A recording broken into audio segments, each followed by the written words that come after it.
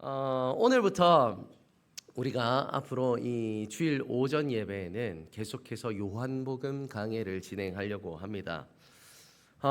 예수님의 생애를 기록한 책을 우리는 흔히 이제 복음서라고 얘기를 합니다.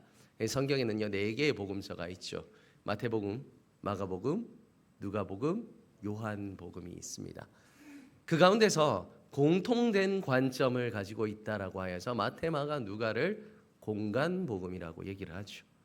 근데 여기서 이제 요한복음이 빠지게 됩니다. 왜냐하면 요한복음은 다른 복음서와는 다른 독특한 관점을 가지고 있고 독특한 강조점을 가지고 있기 때문이죠. 그래서 다른 복음들과는 달리 요한복음에서만 발견되는 여러 가지 은혜들이 있습니다. 그렇게 부디 바라옵는 것은 올 한 해 이 요한복음이 강의되는 그 모든 시간 가운데 다시 한번 예수님의 은혜와 사랑이 우리 안에서 새로워지는 은혜가 있길 소망합니다. 사랑하는 성도님, 벌써 이제 2026년 새해를 맞이해서 1월 달이 거의 절반이 이제 흘러가고 있습니다. 어떻게 잘 보내고 계십니까? 계획하신 바는 좀 잘 이뤄가고 계십니까? 저는 연초부터 지금 제 계획에 없던 이 병들이 저에게 닥쳐가지고 지금 영 정신을 못 차리고 있는데, 그렇죠. 우리가 아무리 계획을 잡아도 우리 계획대로 인생이 잘 흘러가지 않아요. 그런데도 불구하고 우리 사람이 끊임없이 하는 것이 있다면 그건 바로 뭐냐면 계획을 잡는 거예요. 제가 예전에도 한번 이 이야기를 했던 적이 있었던 것 같은데, 한국인들이 새해 계획을 잡는 걸 그렇게 좋아하는데 그 가운데서는 빠지지 않는 부동의 1위와 2위가 있다고 하죠. 자, 새해가 되면 빠지지 않는 부동의 1위의 계획은 뭘까요? 그렇죠. 다이어트입니다. 모든 이들의 우리의 소원은 통일이 아니에요. 우리의 소원은 다이어트예요. 나이가 어리든 나이가 많든 믿기지 않겠지만 저도 올해 목표 중 하나가 다이어트입니다. 해내고야 말 겁니다. 한 10kg 정도를 올 한 해, 누가 아주 확신을 담아서 아멘을 했는데 감사합니다. 올해 한 10kg 정도는 그래도 빼는 것이 저도 목표죠. 감사합니다. 빨리 넘어가죠. 자, 그런데 이제 두 번째 목표가 뭘까요?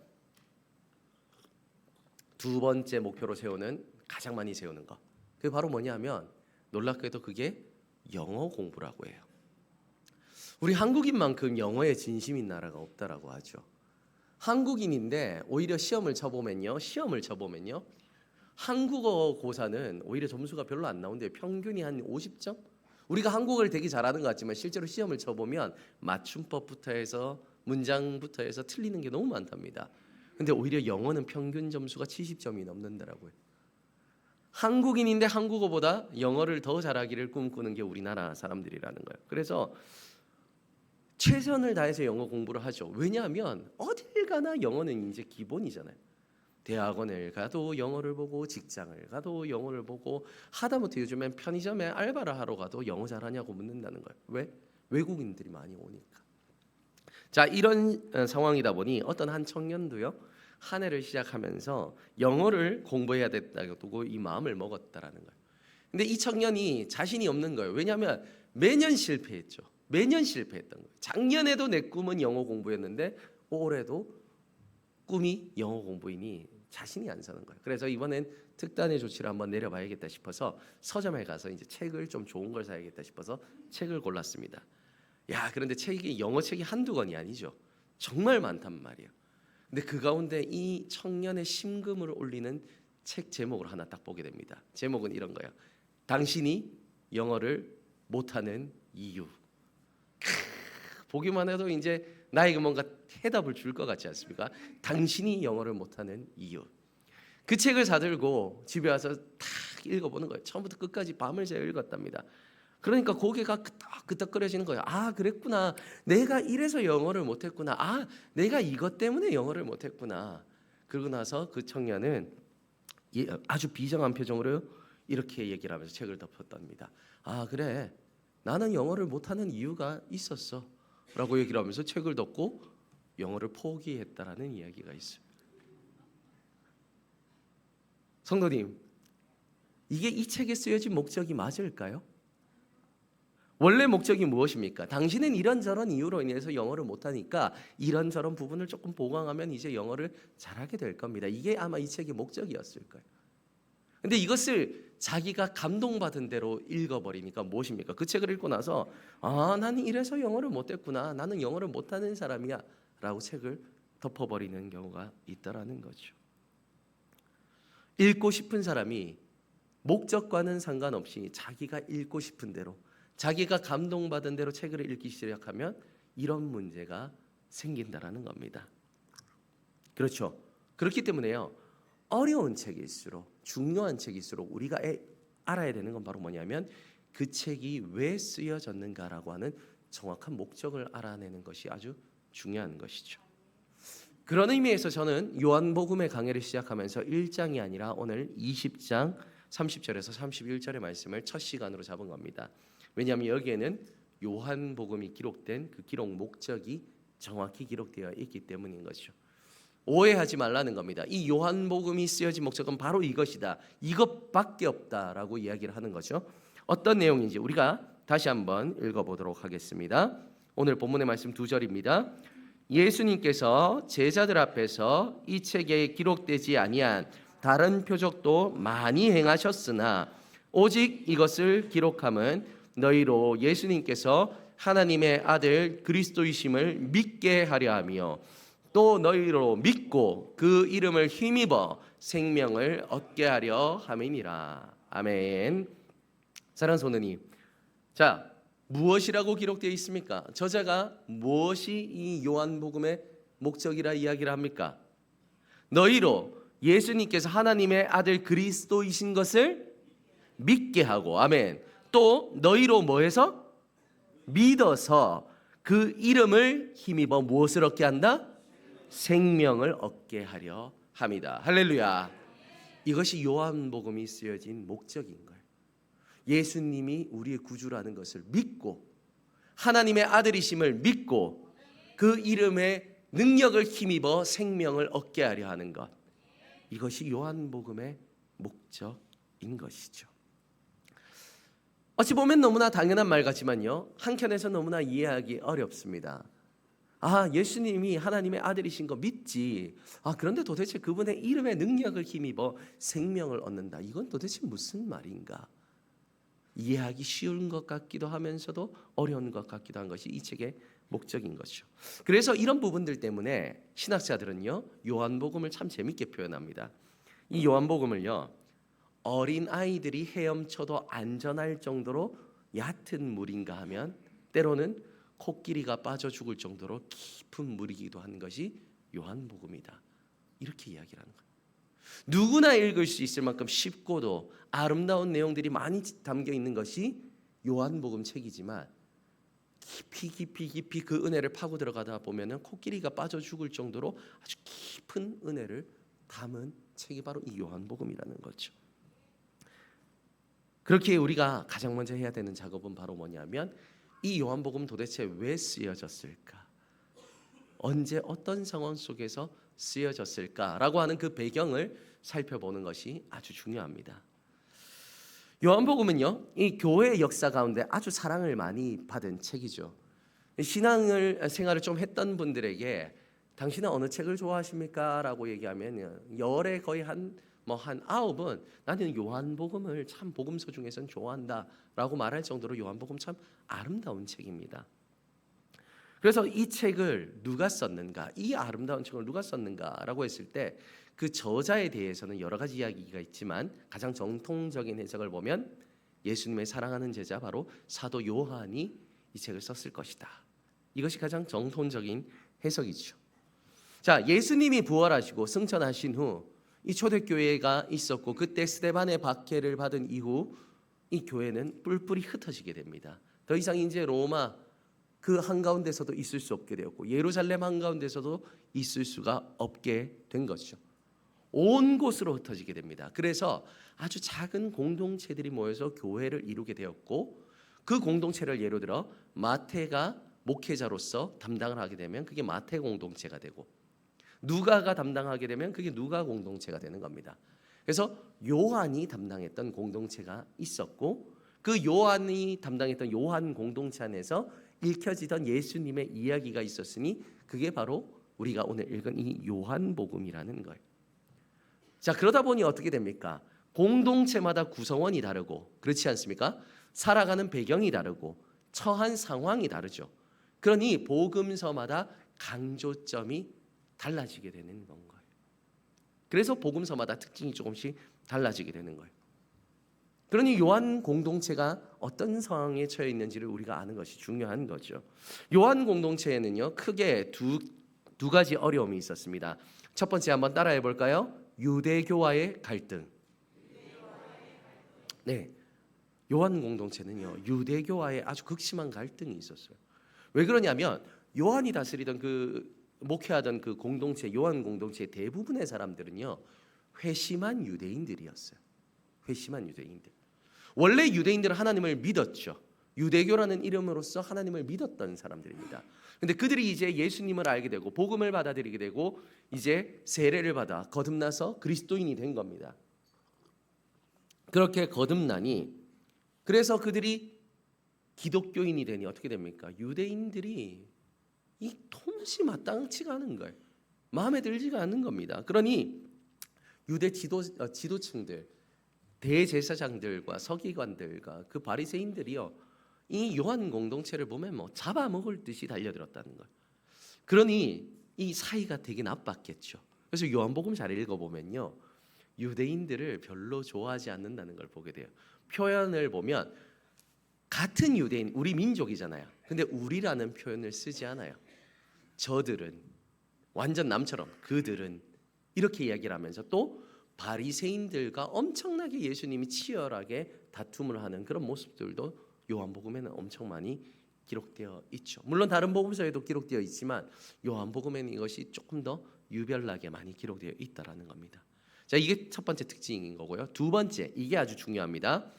요한 공동체의 두 번째 특징은 바로 뭐냐면 예수님의 이해에 대한 갈등이 있었다라는 거예요. 예수님의 이해에 대한 갈등. 자, 이게 무슨 말인가?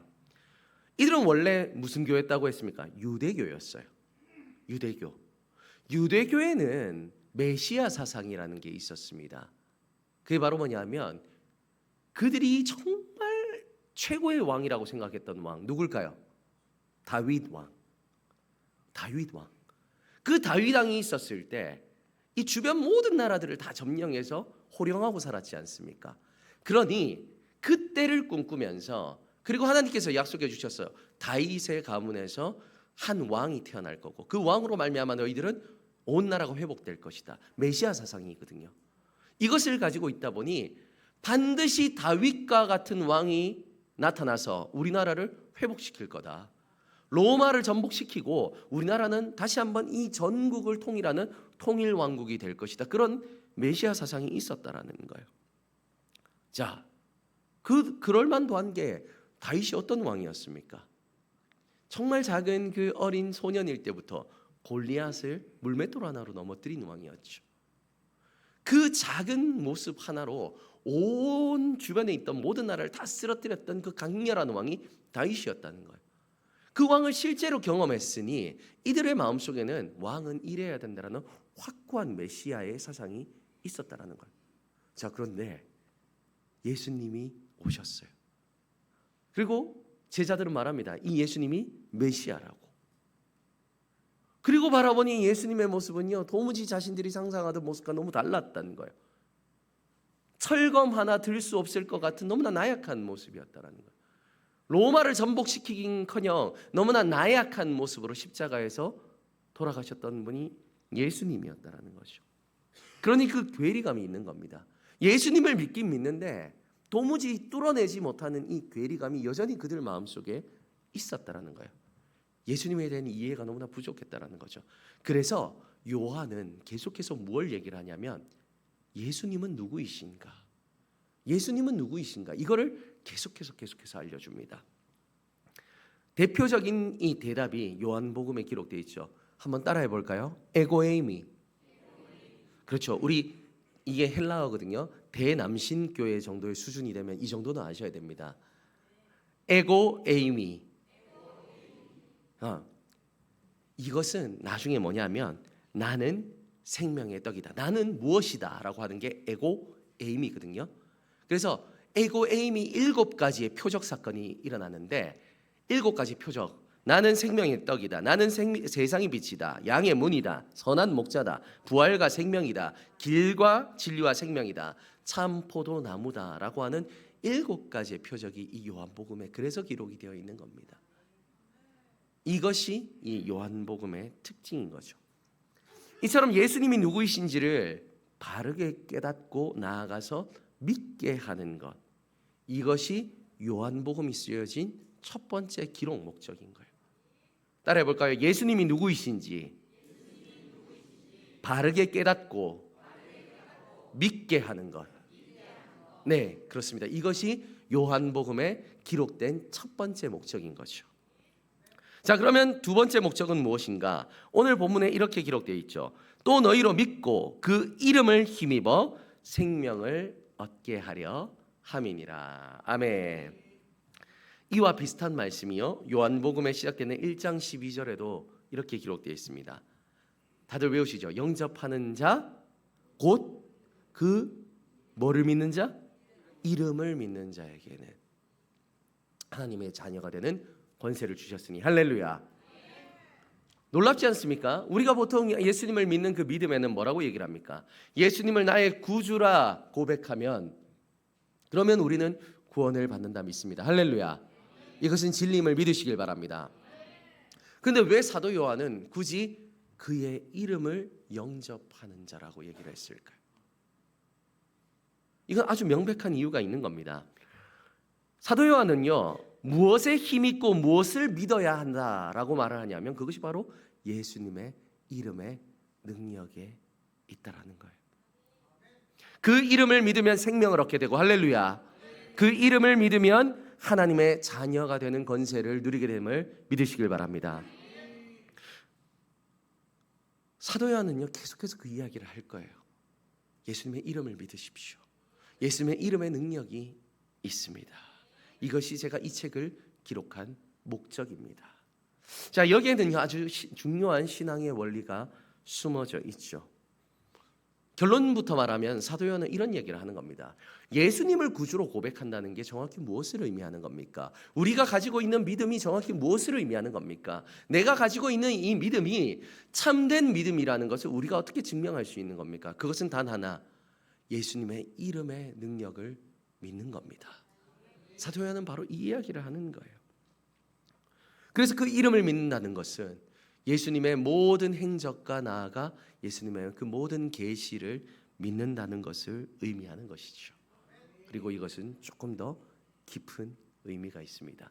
우리가 한 달 정도가 지났기 때문에 아직 기억하시는 분이 계실지 모르지만 사실 제가 이 내용을 오후 예배 시간 때 다룬 적이 있죠. 주기도문에 대해서 얘기를 하면서 제가 말씀을 드렸습니다. 하나님의 이름의 능력에 대한 것. 그때 듣지 못하신 분들도 계시기에 또 들으신 분들도 한 번 더 기억이 날 수 있도록 그때 내용을 우리가 다시 한번 리마인드 해보도록 합시다. 성경에는요, 우리가 한번 읽다 보면요, 정말 많은 하나님의 이름이 있다는 것을 알 수 있죠. 자, 성경엔 진짜 많은 하나님의 이름이 있습니다. 그렇지 않습니까? 근데 많은 사람들이 이제는 우리가 그때 배워서 감사합니다. 아멘으로 응답해 주셔서 아멘하지만 처음 들으면 어떤 생각이 드냐면 이런 생각이 들어요. 아니, 하나님이면 하나님이지. 하나님의 이름에 무슨 그런 뭐 여러 가지 이름이 있냐. 우리 맨날 하나님이라고 부르는데, 맞죠? 그런 생각이 들 수 있어요. 그런데 실제로 하나님이라는 이름은요, 하나님의 이름이 아닙니다. 이 이름은 번역된 이름이죠. 1870년대 존 로스라는 이 번역가가 이 중국 성경 책인 그 성경에서 이 옥황상제라는 말 많이 들어보죠. 그 중에서 하나님을 한문으로 쓰다 보니 하늘에 계신 황제란 뜻으로 해서 상제라고 썼습니다. 그래서 그 상제라는 그 표현을 우리나라 말로 바꾸다가 하늘님 하다가 이것을 하나님이 되어서 오늘날까지 우리에게 하나님이 된 겁니다. 사실상 신학적으로도 큰 문제가 없기 때문에 이것이 받아들여지게 된 거죠. 유일하신 하나님이시며 하늘에 계신 하나님이시다 해서 이것이 받아들여지게 된 거지만 실제로 히브리인들이 고백하던 하나님의 이름은 이 이름이 아니죠. 구약 성경에 6,000번 이상 기록되어 있는 진짜 하나님의 이름은 무엇입니까? 바로 야훼 하나님입니다.